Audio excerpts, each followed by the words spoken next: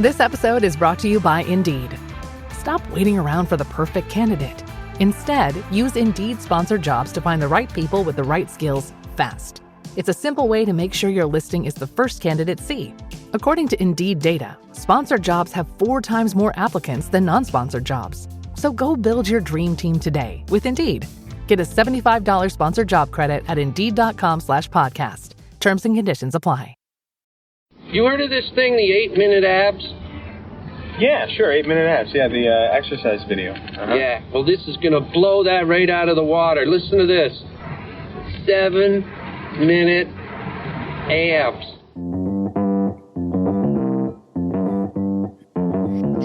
Live from the YouTube machine, it's the Stacking Benjamin Show.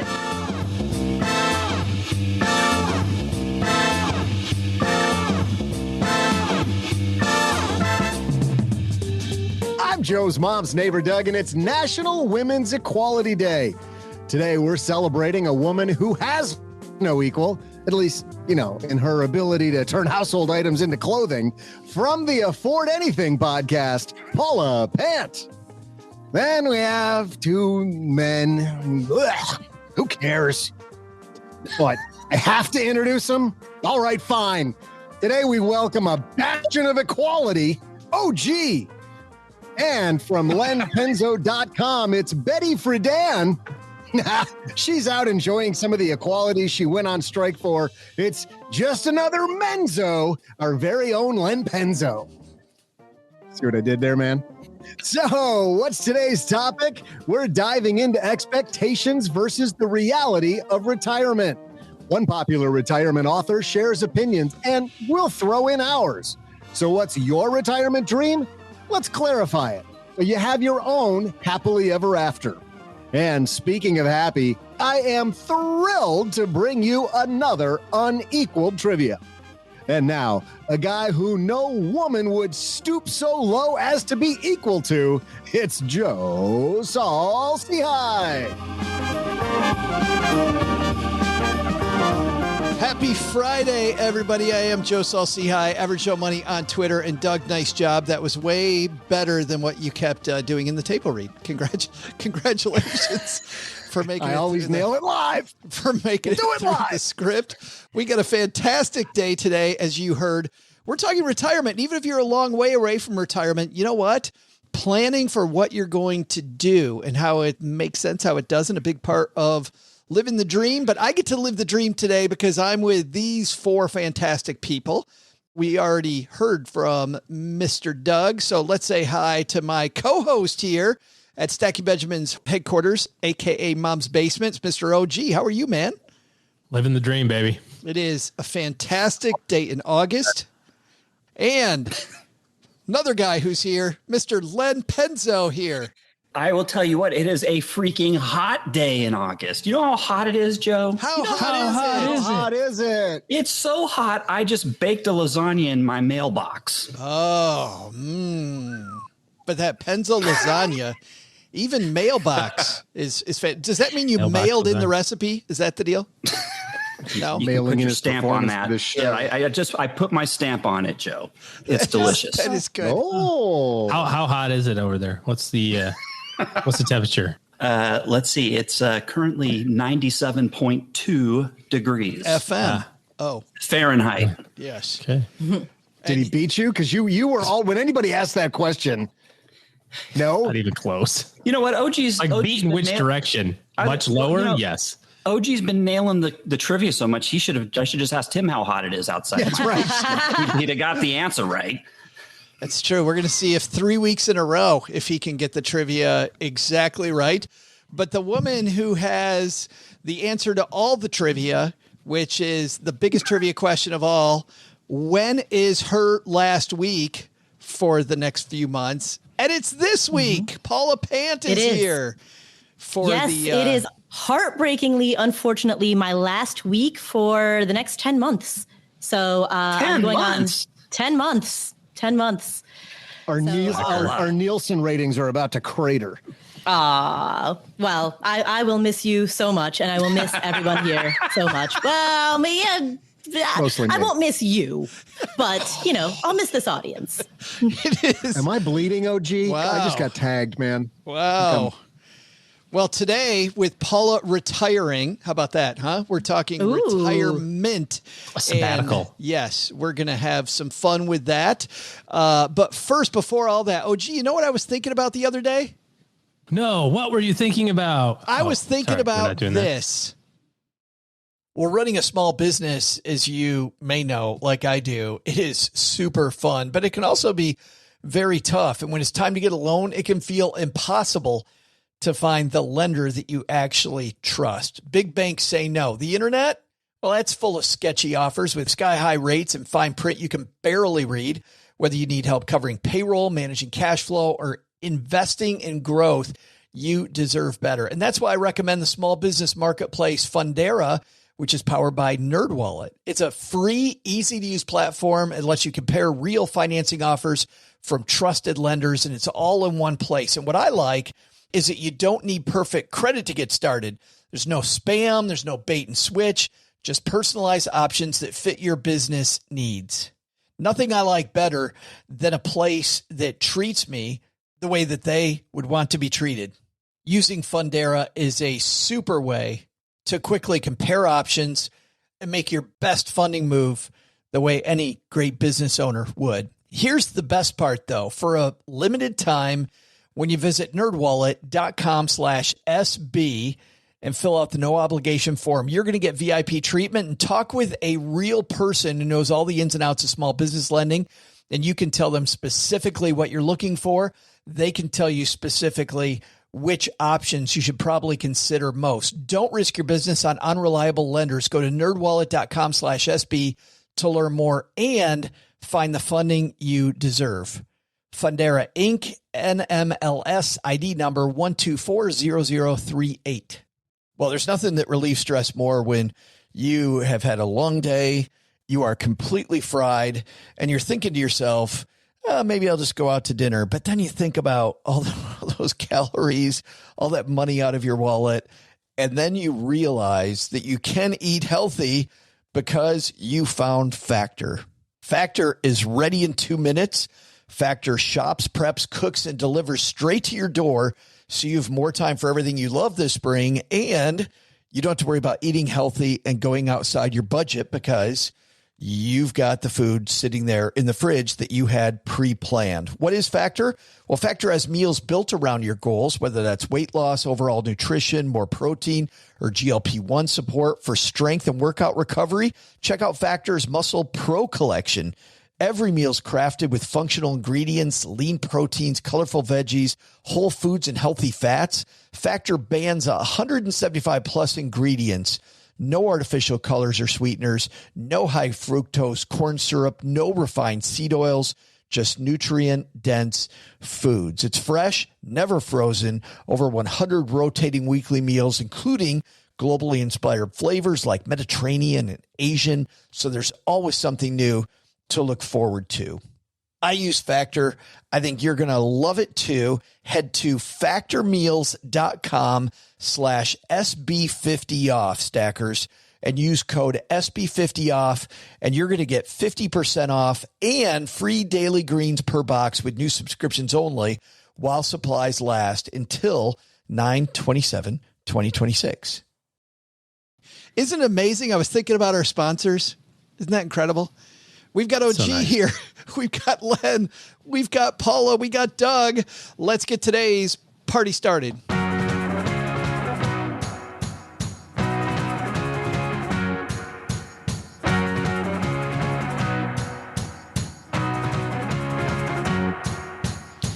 Today's piece comes to us from the popular blog, Physician on Fire. And it's a guest post, though, from our friend Fritz from Retirement Manifesto. When Fritz first retired, he came on the show and actually told us all about that process. And believe it or not, he's now been retired for 4 years. It's man, it does not seem like 4 years ago since he did. But he's got this piece talking about what he expected from retirement and what he didn't expect, how retirement's the same, how it's different now that he's 4 years in. And I thought this is important because retirement is not about just math. It's about what happens during those years. And OG, 4 years in, is this a good time for an introspection? Is it too early? Is it too late? Like, when can you start looking back and going, okay, there's some trends. Some of these are what I expected. Some are not the same. Yeah, probably 4 years is fine. Certainly within a year or two, and anybody that retired 4 years ago was kind of right in the earlier parts of COVID and all that sort of stuff. So that didn't really look kind of the way they probably figured it would. But there's so much that gets built up, about retirement early on, and all the stuff that I'm going to do. And here's all the projects I need to complete and all the travel I need to get done. And, you start checking off all the things that are on your list, that it probably doesn't make sense to look at it certainly not from a financial standpoint in the first 6 months or a year. But I feel like after you've, done anything for a couple of years, you kind of get your rhythm down and your pattern of whether it's spending or time allotment or whatever it looks like. Len, you're much earlier on into your retirement journey, but are you finding like week to week evaluating it, or is it starting to settle down at all? No, it's so early for me still that there's no way I'm even going to begin to try to evaluate it. It's just, I will say this, it's as good as I hoped it would be, but it's way too early for me to evaluate like Fritz can after 4 years. There's a natural progression people go through, Len. And part of it, actually, when you talk to these retirement experts and longevity experts, is this euphoria, right? I don't have to go to the office every day. But then there's this second phase that hits, which is, what's the rest of my life mean? Have you started to feel this second phase yet? You know what? I am not even close to that. As a matter of fact, right now I have so much on my plate that I don't have enough time in retirement to do everything I want to do. But again, I'm early on. But frankly, I hope I never get to that point where I run out of things to do, because, I can't imagine being in retirement and not knowing what to do. Before our break at the halfway point for our famous trivia segment, I want to focus on what Fritz said that he didn't expect, because I think there's a lot of lessons here for everybody that's either planning retirement or in retirement. Paula, I want to send this first one your way, because he didn't expect that he would have a second home, right? He wasn't going to purchase another home, didn't want one. In fact, he had a second home that he decided to sell because they didn't want to manage it from far away. However, his daughter and son-in-law moved just 5 hours away from where he lived. So all of a sudden they had this opportunity and decided to buy a house in that area that they could have. It seems like what he's talking about here, he didn't expect the curveballs, right? Like he didn't expect the fact that life immediately was going to, that's a big purchase right in retirement.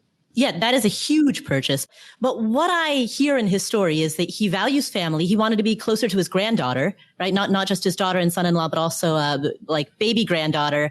And because of that value of family combined with like flexibility in his budget, he was able to buy that second home. Not all retirees can do that. There are other retirees who are on a much tighter budget, or who are right now kind of shocked by the fact that they weren't anticipating this kind of inflation rate. So I think his story goes to show just how varied retiree experiences can be, depending on how much wiggle room there is in your retirement budget and portfolio. But when you and I have been answering questions on Afford Anything, often the Afford Anything community is interested in optimization. And you and I feel like all the time are talking about how, and Fritz is a case in point here. If he had all his pennies locked away, he wouldn't be able to go buy this house. Right, exactly. As we talk about on Afford Anything all the time, there's that trade-off between flexibility and optimization. And sometimes in order to keep your money in a more flexible style of account, you trade off a little bit of optimization, you trade off some tax advantage. But the benefit that you get from that is that you're able to tap your money when you want to. Len, he calls this an asset allocation decision rather than expense. Do you see a second house in another city as an expense, or part of his asset allocation if you're going to do it? I totally agree with him. It's it's not like he's buying something that depreciates 50% when you drive it off the lot, It's another home. And he's even said he's going to sell it when his daughter, I think it was his daughter, plans on moving. And I expect that even if the market turns down sharply or relatively sharply, he's not going to lose the bulk of that investment or that purchase. So to me, it was a smart idea because he will get most of that money back, I would suspect. Yeah, but yet, OG, if he doesn't turn it into an income producing property, I mean, it just sits there. And if you don't produce any income, doesn't it just go up with inflation? Which I guess means he's getting 10% return. Score. Winner. Yeah. I mean, obviously primary house, you don't really want to think about it as an investment, right? Because that's where you've got to live. But a secondary house, you can consider it an investment. And I like how he uses this as an asset allocation, and that's in his mind anyway. It's not an expense. There's some incremental expense, like you mentions about taxes and upkeep and that sort of thing, but can obviously cover that pretty easily. When you have that flexibility, like Paula was talking about, there's no requirement to sell it day one. Kid gets transferred again. You don't have to I got to sell this thing right now. Yeah. I can turn it into a rental, or he said it's in Southern Alabama. Maybe it's on the Gulf Coast. It's like, well, this is nice. Now I got a Gulf Coast house and a mountain house, maybe I'll just keep it. There's a lot of flexibility there. Well, if he's open to putting renters into it, having it close to a base, I mean, how great is that? That seems like a rental house dream. Well, you would think, yeah. Sticking with you though, OG, for a second, do you think that having, a rental house is not cheap, even to the down payment, putting that kind of money into a non-liquid asset, any problems with that? Well, I think that it all depends on the overall percentage of your investment. I mean, if you've got $1 million and you're going to go take $1 million and go put it on a vacation house on the beach, that's going to be kind of tough, but it's all relative to the, net worth of your liquid net worth, as it were.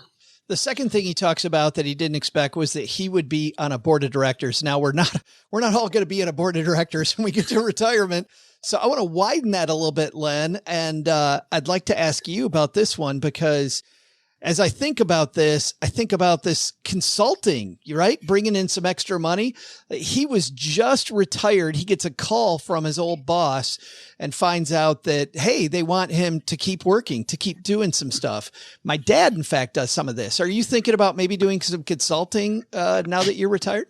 Well, hey, I'm open to that if need be. I have let my previous employer know that, if they need me, they can call me.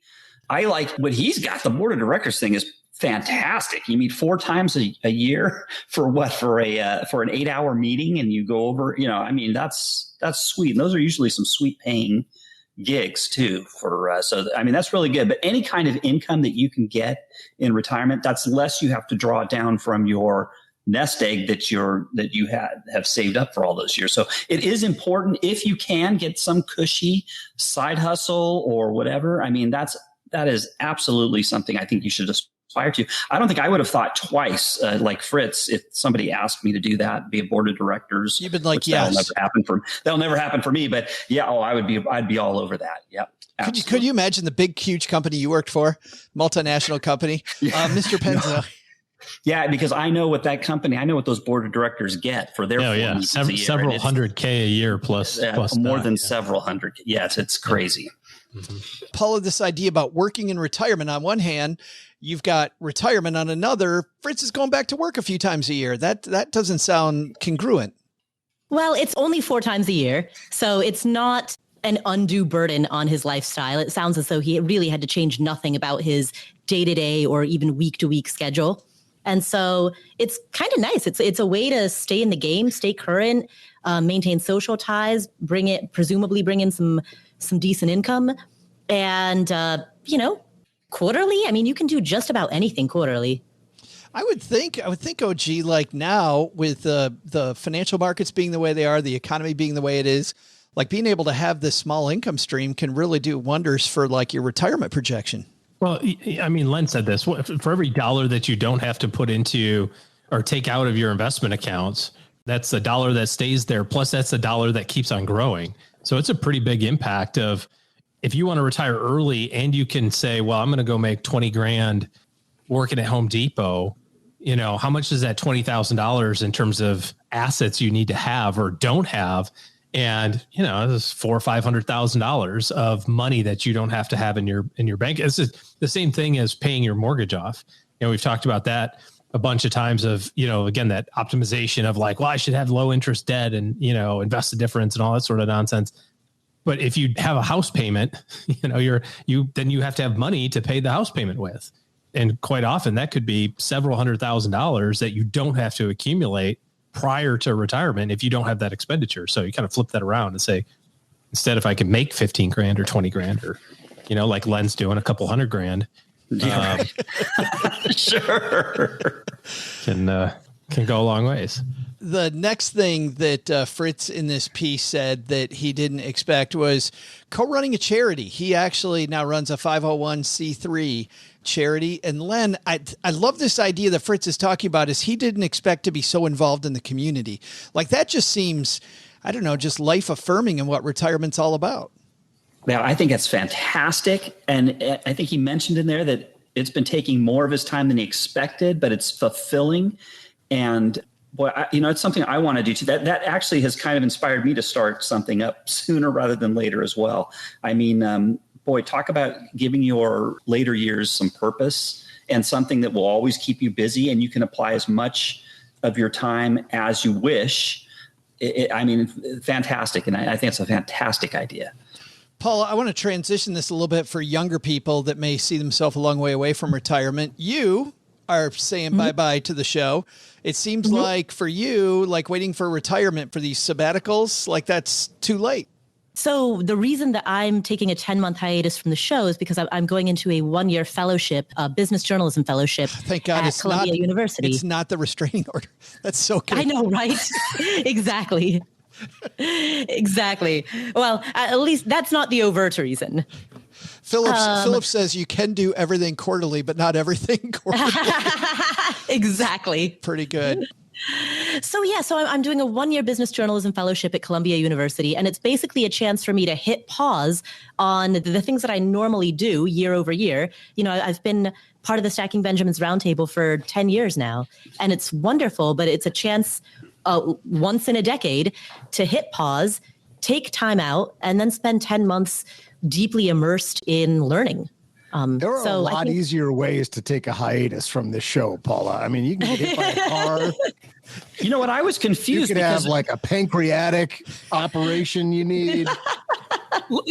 Last week you mentioned going to Colombia, or Joe did, said, "Oh, Paul's going to Colombia," and I was thinking you were going to South America, and I was like, "What? Too. They don't have?" I was like, "They don't. What? They don't have the same Wi-Fi time zone and everything." Colombia, yeah. What's wrong with you? Yes, I get that a lot. Apparently moving to South America is completely on brand and in character. So yes. I'm not surprised that people thought that that meant I was relocating to Medellin. And then she starts talking about taking the subway. I'm like, I didn't know they had a subway. I went all the way there. That's amazing. Exactly. When it comes to his last thing here, he talks about building a workshop. And I feel, OG, to Paula's point, like just following your curiosity here is a cool thing about retirement, having this time to do what the heck he wants when he wants. I've heard a lot of people who do like the year of yes or something like that, where you just try to accept everything that you can accept just to see what you enjoy. I was listening to a comedian talk about improv, and something that I hadn't ever heard of before, but it makes a ton of sense is in improv, you have to say yes and. Like that's just, you have to, otherwise, the whole bit collapses, right? So you have to just do that and something different. I just thought that would be a real interesting way to kind of go through, a period of time of be like, yeah, of course I'll do that. Yeah, of course I'll do it. To like, just try to say yes to a lot of things and see what happens. And what's funny is it sounds easy. I mean, both things sound easy. It sounds like having a year of yes is easy. But it actually is so hard. And doing that improv thing, I did that at a conference recently, took an improv course at a conference, and it was hard to keep it going. I mean, no matter what somebody said, you had to say yes and it was not as easy as you thought it was. Hey, I want to ask all of you guys, this was the really big one. You'd think about somebody who's going from a dynamic income where they can make more money to largely a fixed income, right? And he says that he doesn't think much about money. Does that surprise you, Len? That somebody, I don't know if you know Fritz at all, but just somebody who's a money blogger for the past 4 years I don't think that much about money. Now that it's a fixed asset, the economy might be in a recession. My stocks have gone down a bunch. I don't think about it. If you're financially secure when you retire and you've done your homework and gamed everything 8 ways to 7, what's the saying? 7 ways, 6 ways to Sunday. I agree. I don't think Sunday. 8 ways to Sunday. 9 3/4 ways. 9 well, whatever it is. I can see that would kind of make sense, especially when you've got a side hustle too, where you got money coming in, even less reason to have to worry about money. So I mean, that makes perfect sense to me. Paula, his quote exactly is, do yourself a favor, spend quality time before you retire, making sure you have a sound plan. Your retirement years will be enjoyable as a result. You're not going on into retirement, but you are doing this sabbatical. You sound retirement plan, going to think about money the next 10 months? Well, I think there's a sweet spot to how much a person thinks about money, and that changes depending on the season of life that you're in. And so when you're working, you're thinking about money accumulation. And in retirement, you're thinking money preservation. And they're two separate headspaces. They're just distinct and shouldn't be conflated. So it might be the case that he does think about money, but given the disparity in the ways in which he thinks about money, he doesn't realize that he's as cognizant of money as he is. I don't know. What's going on? I'm just watching Doug throwing him back. I don't know what he's doing. We do this live on YouTube for people wondering on the audio podcast, what the heck's going on? I'm sitting here listening to Paula. And it's Paula's fault. Yes. And watching Doug. If you want to hang out with us, we're doing this one more time live, which is going to be the last Monday in August. This coming Monday, we're going to be here live, 5 p.m. Eastern. Come join us. It will be there probably a few minutes after. OG, do yourself a favor, spend quality time before you retire, making sure you have a sound plan. Your retirement years will be more enjoyable as a result. That's kind of shocking to you, isn't it, Mr. Financial Planner? Is that weird? Weird. It's just weird. Absolutely strange. All the years prior to it, I mean, retirement planning is one of these things that I think that you need to be working on a very, very, very long time. And it doesn't mean that you work on a lot of the time, but a lot of the time, because, when you're 20 or something, you don't need to be worried about what your spending plan is going to look like when you're 60. It's hard to kind of fathom what that looks like, but you can do the smart things like live below your means or invest in your 401k and work to increase that to the maximum, or put money in a Roth and build those good habits. And then as you get closer and things become clearer and clearer, you can kind of fine tune it and then make sure that you're kind of trending toward the right thing. The last thing that you want to do is show up in somebody's office like mine 3 years before retirement. And somebody says, oh, geez, you should have done this 10 years ago. You're way off course. You need to have a big change. It doesn't mean, that's unsavable, so to speak. It's just going to change your plan. If so start thinking about it, in your 30s and your 40s, and you'll be much better off by the time you get to Fritz's mid 50s age here. And this is, by the way, the reason why this topic, even though it's about during retirement years, is fantastic if you're in your 20s, 30s, or early 40s to even hear. Hey, it is that time. We are now at the halfway point of today's show. And that means it's time for our weekly competition that lasts a whole calendar year. Paula Pant's about to hand off the baton, by the way. And Paula, a nice job of shepherding the baton so far this year, because Paula has 6.5 points. And Paula, you had to work very hard for those 6.5 trivia points. The untethered burden. I'm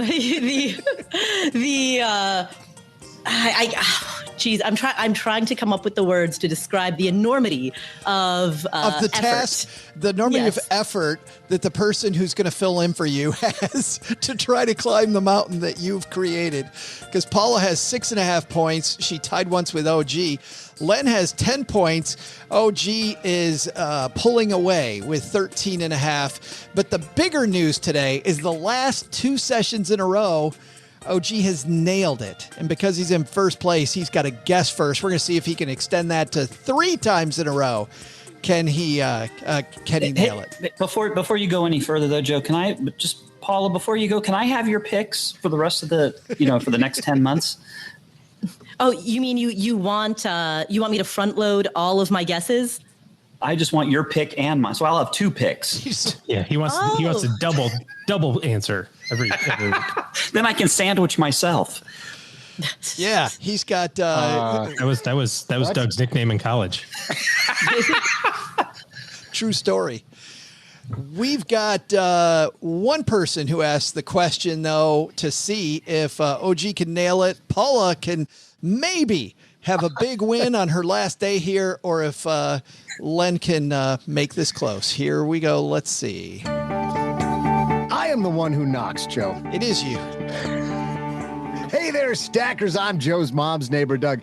For Women's Equality Day, let's talk about a woman who knew her worth way back in the day when men were men and men treated women like an afterthought when it came to financial matters. Hetty Green. She was the daughter of 2 wealthy families and even asked for a prenup way back in 1867. You go, girl! But with her Quaker upbringing, she was notoriously stingy. Notoriously stingy. She refused to pay for hot water. She wore the same dress until it started coming apart and used her sister's Netflix account. When she died in 1916, she was considered the richest woman in the world. So my question is, in 1916 dollars, how much was her fortune worth? I'll be back with the answer after I go find out why Joe's HBO Max account suddenly isn't working. How to pay the bill again. How much more time we have on sharing? Netflix has already said this gig might be up very soon, so we'll see what happens. I feel like we're kind of in that Napster time, don't you, Len? Where we can kind of share with everybody our accounts. Maybe that's. I totally forgot about Napster. My goodness. Maybe that's going away. Paula has no idea what Napster is. She's taking a nap on Napster. I recall Napster. I simply didn't partake. Did not partake. Oh, that's good. It's okay, Paula. They won't come after you. Yes. She tried the Napster. She didn't inhale the Napster, right? Doug just got it. Yes, that's it. I looked at the Napster, but I did not download any songs. Is that what that is? Yes. High alert. Yeah. Yeah, we're commenting on Louise's old guy alert. We got the old guy stories now coming in. Remember Napster? Hey, so we're going to start with Mr. OG. Hetty Green. How much money did she have? So you guys thought that I would get this on the button? Yes. Doug did. I don't even know who it is. He threw in the 1916 dollars, so we that just helps. told you who it was. But I don't know who it is. Am I meant to know who it is? Yeah. I mean, you didn't listen? Oh, you don't need to know who it is. Intro? Richest woman in the world, 1916. I mean, anybody can just put some logic together in their head and nail this. Okay. This was a big ruse. I see now. I'm getting it. All right. Richest woman who died in 1916. So 100 years. Inflation. She was really rich. So. At least use some logic out loud. $65 million. 65. Okay, just to be clear, that's in 1916 dollars. $1916, yes. Correct. Okay, yeah, 65 million. Mr. Penzo, 65 million reasons. That's right or not? It's got to be more than that. But how much more? I'll go with 100 million. $100 million. Paula Pant, you got 100 million reasons why that's not right. Come on. Embrace this. One more time. I embrace this. I know. I embrace this as an invitation to decide who I'm going to Chelsea Brennan. And you basically have 3 choices. I'm going to take the under. So I'm going 64.9 million. See, but you disappoint me because you historically spend all day going, so I have 3 choices. It can be below 65 million. It can be between 65 million or 100 million. Or it could be above 100 million. Exactly. Those are the 3 choices at hand. And if I were to go between 65 million to 100 million, I could either Chelsea Brennan on close to one side, or I could take the average and occupy as much of the middle zone as possible. So it really becomes a strategy question of essentially what's that 5 choices. But Len thinks she has more money. You think she has less than what OG said. I think that adjusting for inflation and also adjusting for the fact that the richest person or persons are richer today than they were even in inflation adjusted dollars than they were a century ago. I think that in 1916 dollars, she had less than 65 million. Well, I absolutely love your guesses. We got them all locked in. We'd love to tell you who the winner is, but Doug, you're going to have to wait a second because I got a story to tell you. You know this? Oh, good. You know this thing I was thinking about just today? I do know the thing, but you go ahead and share it with everybody else. But I do know what you were thinking about today. Yeah, go ahead. In business, there is no room for guesswork. Every shipment matters. Every deadline counts. And when you're trying to keep operations running smoothly, the last thing you need is uncertainty. That's why reliability is at the core of USPS Ground Advantage. From the moment your package is first scanned in, it moves through a secure nationwide network, aiding in a timely and accurate delivery. You get near real-time tracking so you can keep up with your shipments. And with affordable upfront pricing, there are no hidden fees or surprise surcharges to throw off your cost sheets. It all adds up to predictable deliveries you can depend on, because knowing your logistics are handled lets you focus on everything else, your customers, your team, and the future you're building. Visit USPS.com/Ground Advantage to start shipping with confidence. USPS Ground Advantage. We mean business. Stackers, becoming a member at Navy Federal Credit Union lets you experience more. From everyday commutes to your next big vacation, the flagship credit card earns you 3 times the points on travel, so you can get rewarded for wherever you're headed next. Plus, this premium travel card is a low annual fee of $49, and the 2 times the points on all purchases outside of travel means the rewards don't have to end even when the vacation does. I love scoring points as long as you're paying off your credit card every month. And you know what? Navy Federal has lots of tools at the Navy Federal website to help you make sure that you've got that budget intact and that you've got a strategy when it comes to using your cards. And then the fantastic flagship credit card with 3 times the points on travel and 2 times on everything else outside of travel. Speaking of rewards, man, reward yourself with a smoother car purchase process. Unfortunately, we can't help you with that car dealer, but we can help you with the auto loan process if you can't pay cash. Applying's easy. You can do it all on their mobile app, online, or by phone at Navy Federal, and it's so fast, you'll get a decision in seconds.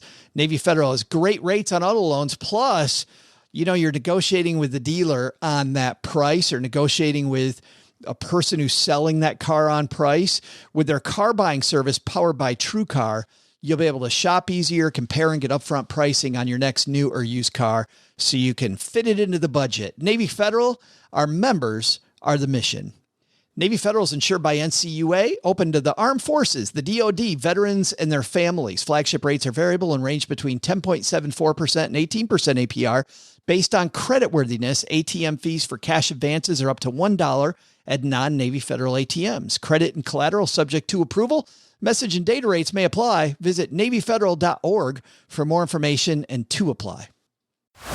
Those were all the things. Weren't those interesting? Wasn't that amazing? I mean, yes. It was just like a cacophony of ideas coming from your brain into my brain all day long. And incredible. That was one of them. Yes. Or a couple, depending, could have been. Who knows? But we do know this. We know that OG kicked this off at $65 million. OG feeling confident there? Well, I wasn't going to walk through my math on it, like Len said. So I just started at $100 billion, $1 billion, and went down by what I think inflation kind of doubles every 25 years or so. And, ended up with kind of that 65 range. So Len Penzo, I think that as a Menzo Len Penzo, as we said at the open of today's show, being a man, you're more optimistic about how much money she has than the woman on the show, Paula. Well, I guess that's true. We'll find out, won't we? Yeah, but I don't know. I'm looking at the look on your face. You don't look confident. Well, you know what? I'm still I'm just baffled by, Paula goes through all these machinations of her strategies, but her strategy has been not very successful up to this point. So maybe you should pick your strategies, Paula, and then do the opposite. That's what like the inverse benchmark. Yes. It's the Costanza theorem. Yes. What is the Costanza theorem? I mean, certainly it's a reference to George Costanza from Seinfeld. Right. I mean, there were entire episodes of him and one in particular of him just he's such a failure in life. He finally realized, I just need to do the opposite of whatever I would normally do. And suddenly he's dating the hottest woman, he's ever dated. And he's got this great job and his parents don't bother him anymore. Well, speaking of, let's not bother you anymore with messing around. Let's give you the trivia answer. Here we go, Doug. Hey there, stackers. I'm login collector and adrift spendthrift, Joe's mom's neighbor, Doug. Hetty Green had to start reading the financial pages of the newspaper to her father and grandfather at the age of 6 because they had poor eyesight. She opened her first bank account at 8 and became a bookkeeper at 15. According to Investopedia, she was known to use salty language, carry a gun, and travel great distances alone, all considered scandalous conduct for a woman, a true Joe's mom of her time. For all her incredible accomplishments, the nickname she was given by the investor community, they called her the Witch of Wall Street, because living in the world as a woman has always been just great. So, how much was her fortune worth at her death? Well, today it would be worth $2.7 billion, which means Mr. Penzo is our winner because it was worth $100 million. I knew somebody was going to nail it. Did I hit on the button? Today. 3 times in a row, somebody nails it on the button. Mr. Penzo grabs it. Nice job, Len. Well, that's awesome because I had no clue. OG, he set the bar there. I just had to pick a number and I did 100. And kicked it through the uprights. Nice job. I take solace in the fact that no matter what strategy I might have used, it was going nowhere, Paula. I had no chance because Len had already nailed it. Yeah, it was just going nowhere. But, Paula was on a dry run there. I mean, it was like 7.5 minutes with no $12 words, and then she pulls out solace. So way to get back on the horse. $12 words. No, there were definitely a handful of others. No, yeah, we absolutely. were in I'm trying to remember what they were. Monosyllabic words. I could tell Doug was starting to shake, and then you finally came through. So it's fantastic. Well, that narrows the lead at the top. So OG not quite as far ahead, and we will see next week exactly where this goes. But for now, time to get into the second half.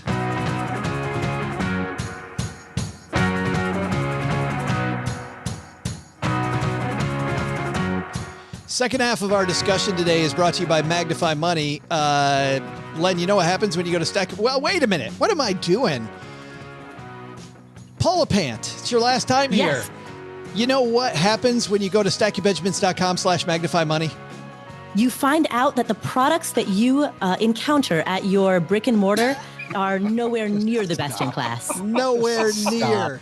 stackingbenjamins.com/magnify money. Why do you ask the boring people that question, Joe? What do you mean the boring people? She gave you the straight answer. That is not what that setup is all about. I mean, we can do a retake. Paula, what else do you get there? Do you get those gross shakes you like?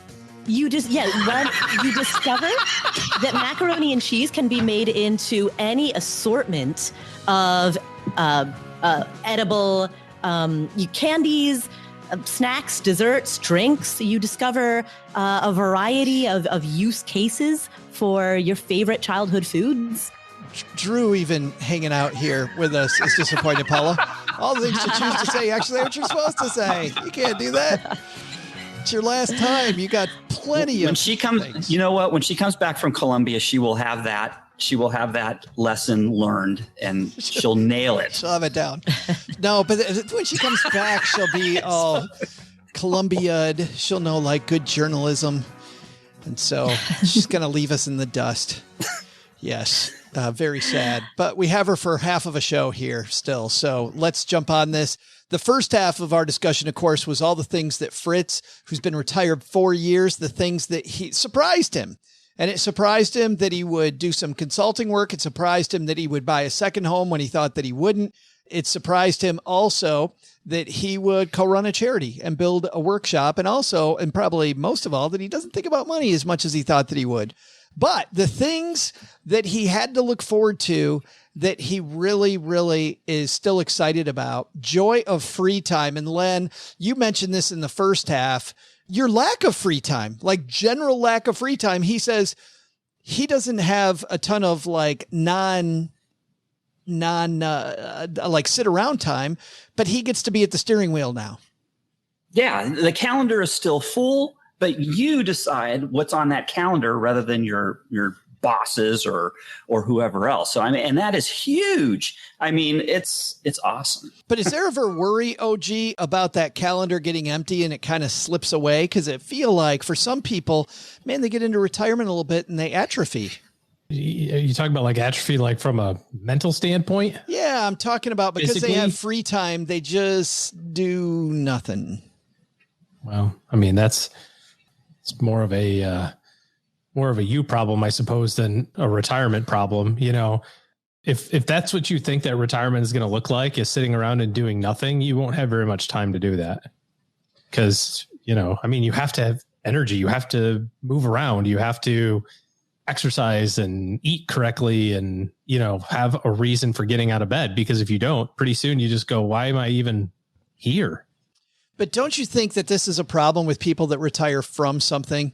Like, I feel like when I talk to some people, especially when they're thinking about early retirement, they're early retiring because they hate working at place X. It's not about so much what's on the other side. It's about they want to get out of this thing they're doing. Yeah. And that's a problem in and of itself on, I think, a couple of fronts. Firstly, why are you continuing to do the thing that you hate to do and not go do something else? And if you don't have the freedom to do that, you better find something that you do like to do because, you know, I mean, I've seen plenty of people who do the sail off into the sunset and sit on the rocking chair every day and watch the sun go across the sky. And they don't have a lot of tomorrows. It's just, It gets boring pretty quickly. Which brings up another thing that he expected, Paula, which was exercising his mind. Again, I think this is a super important thing. Like, continue to exercise your mind. Absolutely. Maintaining your curiosity and learning for the sake of learning it's critical at all stages of life, but particularly in retirement when, you know, the onus of learning really rests upon you. You know, speaking with total candor, like there are many people who, when they are not forced to learn, choose not to. And, you know, while it's not my place to judge, it's simply unhealthy. So yeah, exercising your mind and exercising your body are critical at all stages of life, and particularly critical when that outside enforcement is no longer there. I love the fact that he set this up and that he thought about it ahead of time, right? This is what he expected. And I don't hear that very much. People saying in retirement, I'm going to exercise my mind. Len, I know that you were thinking about that, spending even more time at your blog, but also you've got that kick-ass train you're working on. Yeah, I got that. I got, you know what? I want to improve my golf game. I want to learn another language. I want to do some charity stuff. Even if now I'm thinking of actually starting up a charity in the, like Fritz has done. That's kind of given me some good, inspiration. I mean, there's just a lot of things. I think and before you retire, I think you have to have all this at least mapped out, you know, before you quit. You just can't quit and stop and expect to hang out. I mean, have a good, effective retirement, because there's only so much golfing you can do, right? I mean, you're going to get, or sitting on the beach. You've got to be busy. You've got to have stuff to do. I mean, life is just, even at my old age, I still got hopefully a lot of years left, right? There's a lot of things to do, and you can get bored quickly. Well, you think about, Len, very seriously, the young age you retired at. I mean, you could have a time in retirement that's as long as your career was, or longer. Yes. I mean, that is so true. And you've got to be busy, and you've got to, and you know what? It does help to be inquisitive and want to learn. I mean, you have to, if you're that type that's always wants to learn and learn new things. And I mean, I don't think it's going to be much of a problem in retirement, but I know there's a lot of people that they just want to go out and they want to quit work and they want to go sit on the beach and sun themselves all day or whatever they do. That's going to get old. It really is. You've got to have some goals. You've got to have some aspirations to do something to better others or better yourself or in your later years. Doug, you've been doing the one he talks about next, which is exercising. Today with 16-ounce weights with my left hand at 16-ounce weights. It's incredible, but very seriously, I know that you've got, because you are financially independent. I mean, you're working on doing exercise every day, correct? Stuff. Yeah, I'm exercising. I'm out walking probably 3 to 5 miles a day through the woods, fighting off deer flies and tracking down my dogs. I'm kayaking. I'm doing all kinds of exercising. Paula, his next thing that he looked forward to was pursuing curiosity. You and I have had this discussion. People talk about follow your passion. Fritz is not on his passion. He's about curiosity in retirement. And I think, this discussion Len and I were just having about living longer. I feel like you're going to live longer if you pursue this curiosity thing. Well, absolutely. And, part of pursuing curiosity is the development and acquisition of new skills. So, he talks about some of the woodworking skills that he has. But for lots of people, retirement or a sabbatical is an opportunity to pursue novel interests that you never had the capacity to pursue when you were burdened by a heavy workload. The big thing in here, again, OG, here at the end of the things that he expected, right? He doesn't talk about money. He doesn't talk about money at all. It's a retirement manifesto, it's a money blog. Doesn't expect to think about money. Because he did a good job of planning all the way up to that point. And a lifetime of good planning is not going to be undone by a few years of market, uncertainty or a few dollars extra spending, over budget on different things. It's not going to be blown up because of a few wobbles in the plan. He may not think about it as much, but that's probably because he's got good systems in place and when he does check in on it, he checks in on it, and knows what he's looking for. Like he's a board member, he knows what financials he's going to look at. He knows what performance characteristics that he needs to look for. When he's reviewing those things, he probably has the same thing for his personal status. It's a great piece. We'll link to it in our show notes page at stackingbenjamins.com. Thanks to Fritz for writing it and Physician on Fire for printing it. Some good stuff here. Speaking of good stuff, let's find out what's happening where all of you are. We're going to have our guest of honor, our contributor of honor, go last today. So, Mr. OG, what's going on with you this fine weekend? It's the fall. Fall is fun time for OG and family. So what? Fall? August is fall? It's fall. Okay. It's fall. Deal. Can't imagine why you questioned that. Do you know how you can tell it's fall in what is it like in Texas? It's only 96 degrees. That's why.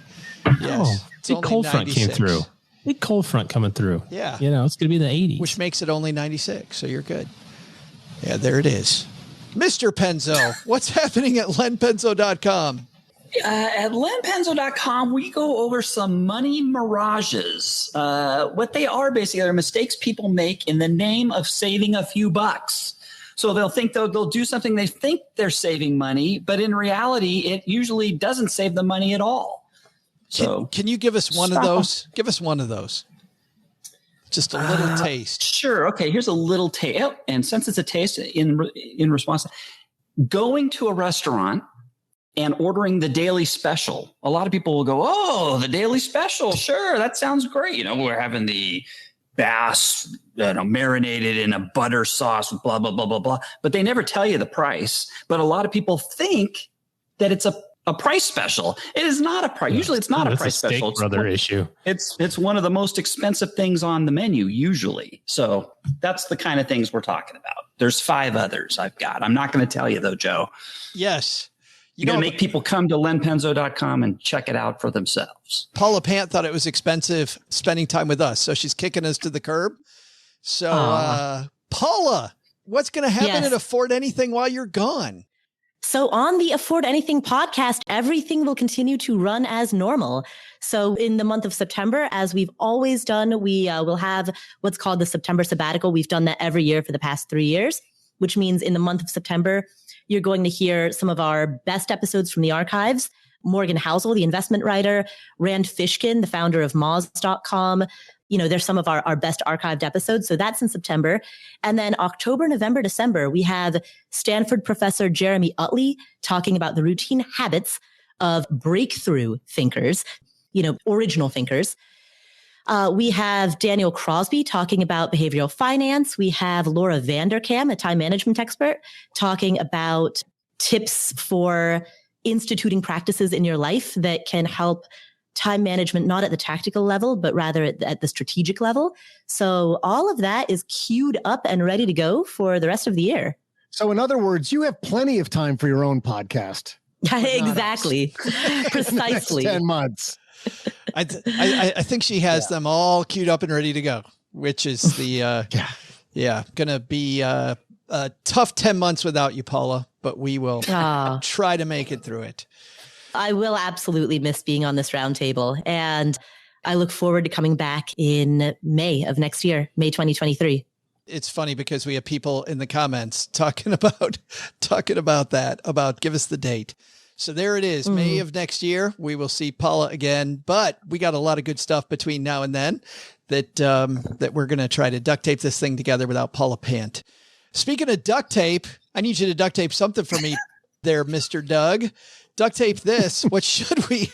I don't know how we get out of this. Once again, you want me to save the show? What should sure thing, Joe? Should we have learned today? Like I do 3 times a week. Let's just put a bow on this. Here's what we should have learned today. First, retirement. Maybe it's different than you think it'll be, but that's okay. Come to your post-working years expecting flexibility and with a ton of hobbies, and you'll be off and running on your new adventure.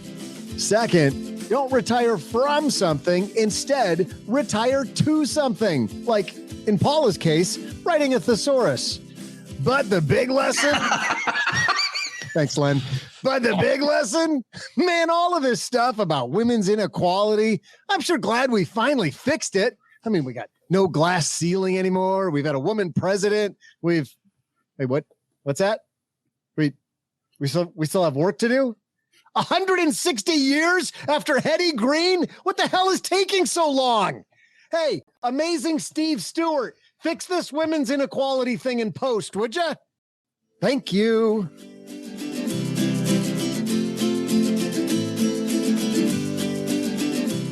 Thanks to Paula Pant for joining us today. You'll find her podcast, Afford Anything, wherever you're listening to us today.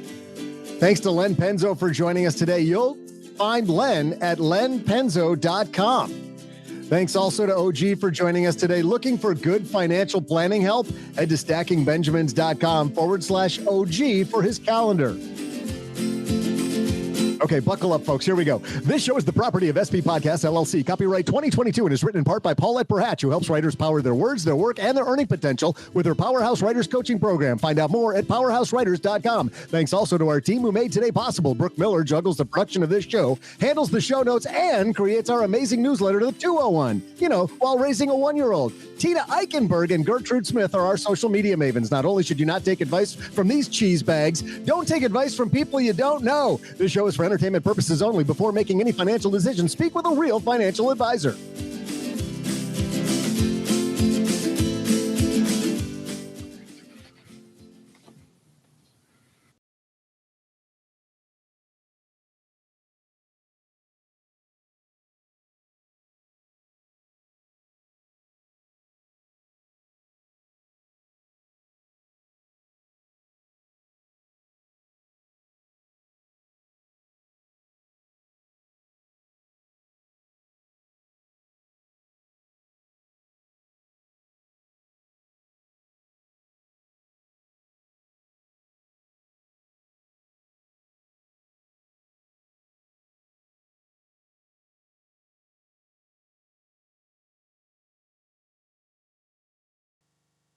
don't really have to wait a minute, do we?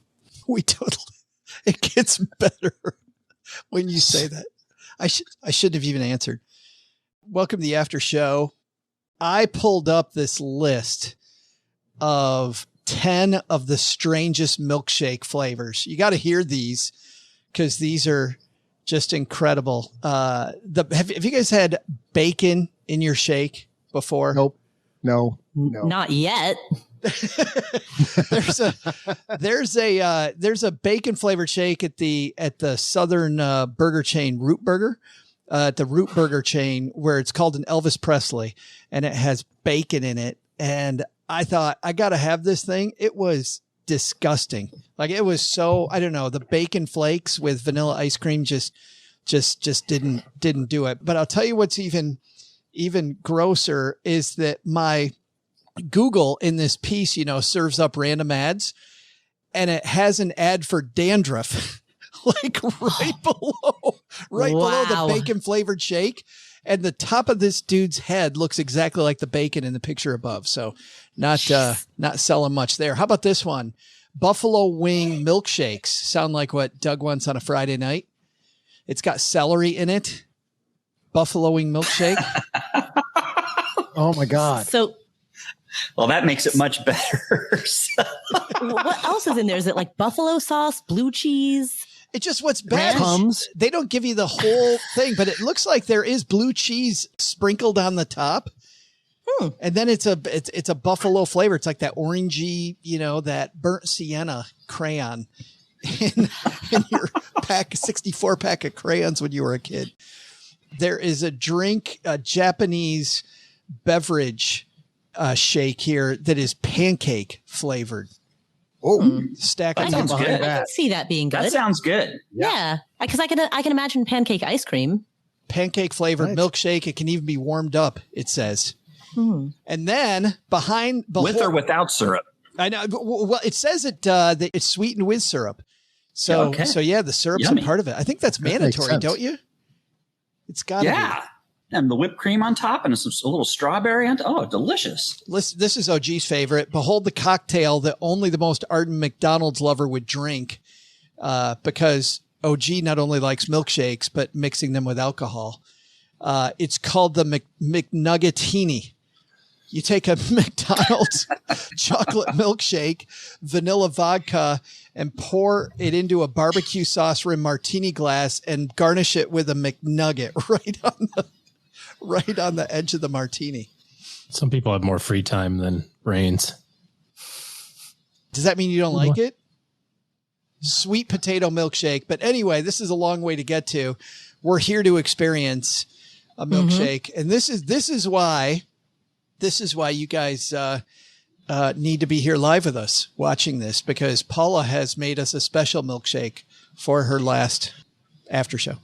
Absolutely. So in honor of my last after show for the next 10 months, I was dared by some roundtable members who shall remain nameless to create a macaroni and cheese milkshake, which I did. I filmed myself doing it. I'm going to post it on my Instagram.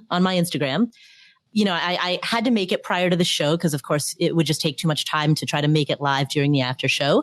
But the ingredients include, of course, macaroni and cheese, a box of Kraft mac and cheese, several scoops of mac and cheese flavored ice cream, which we all know I've got in my freezer. Who doesn't? Some milk, some standard regular 2% milk. And then I can top it off. I have these on hand to top it off. Mac and cheese flavored gummy candy. Oh my God. So, as seen on social media, mac and cheese gummy candy. So with all of those, I created a mac and cheese milkshake. Very simple. You just make the mac and cheese and then stick that plus mac and cheese ice cream plus milk in a blender, blend it up. And you recorded yourself making this. I did, yes. And now we get to record you barfing it up. You better chug that whole thing, girl. Yep. So if you, I'll post it on Instagram. If you'll go to my Instagram, you will see me making a mac and cheese milkshake in honor of my final appearance on Stacking Benjamins this calendar year. Here we go. Take a deep breath. Cheers. So please, anyone else who's drinking, please raise your glass and cheers. I've got just straight water. Or vodka. Len, let's see that low ball. Come on. Go, go, go, go, go. Come on. Come on. Oh. It's good. It's a bit sticky. Aye. Can you taste the chunks? Like the macaroni chunks? It's like still a lot of chunks. I might need to blend it a little bit more. Is it cold? Oh, yeah. I stuck it in the freezer right after I made it. What chunks of what? Chunks of Chunks cheese of macaroni and cheese. She actually blended the macaroni pieces. I blended the mac and cheese with ice cream and milk. I thought you were just going to do like the cheese flavor mix from the thing. Oh, no. So I got this recipe by... Oh, I'm sure it cost a fortune. I got the recipe by Googling mac and cheese milkshake, finding a restaurant that serves it, and then watching the YouTube video in which they show how they put it together. And they blend mac and cheese into their milkshake. So I figured I would do the same. So definitely one of those Michelin star restaurants, I'm sure. Well, I was going to say, did you see the grade card on the window of that restaurant? I wonder what the letter was. C- is not good. It seems like it's passing, but it's really not. C for cheese. Yes. Very cheesy. And my milkshake brings all the boys to the yard. I mean, hell yeah. This is the milkshake of the future. You know what? This combined with a bacon milkshake, I think we're really onto something. I think I'll do macaroni and cheese milkshake before the bacon one again. Why not mac and cheese with bacon bits in it? Oh.